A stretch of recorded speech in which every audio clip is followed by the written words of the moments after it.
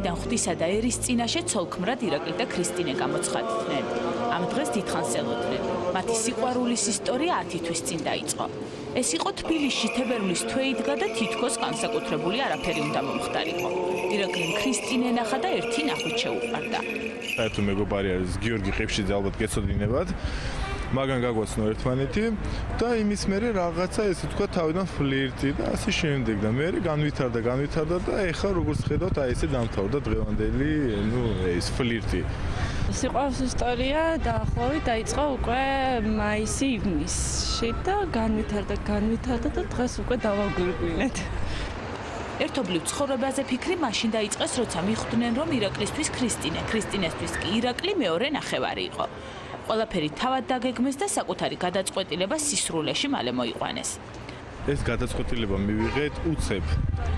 რა ვშვებით ხვალ, ვიპარებით? გავიპარეთ. მშობლებს რა რეაქცია გაქვთ?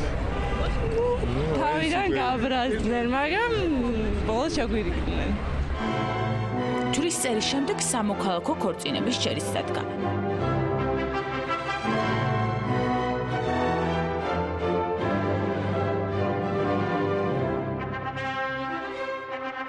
სამოქალაქო რეესტრის სააგენტოს მონაცემებით წელს ეს გზა 26,201-მა წყვილმა გაიარა. ოქტომბერში კი 3,001 ოჯახი შეიქმნა. საქართველოს მოქალაქეებს ყოველდღე შეუძლიათ ხელის რეგისტრაცია ქორწინების, ძალიან პოპულარული გახდა კვირის დღეებში ქორწინების რეგისტრაცია, ძალიან მნიშვნელოვანი ალბათ ქორწინების დის ტენდენცია და ეს ერთ-ერთი, ასე ვთქვათ, მაჩვენებელია სახელმწიფოში განვითარების ზოგადად ეკონომიკური მხრივ. მარადიული სიყვარულისა და ბედნიერების ნიშნად ბეჭდების გაცვლის შემდეგ ისინი ცოლ-ქმრად გამოაცხადეს. კიდევ ერთი თბილისური სიყვარულის ისტორია ჰეპი-ენდით დამთავრდა. დღეიდან ისინი ოჯახურ, ცოლ-ქმრულ და ძალიან ბედნიერ ცხოვრებას იწყებენ.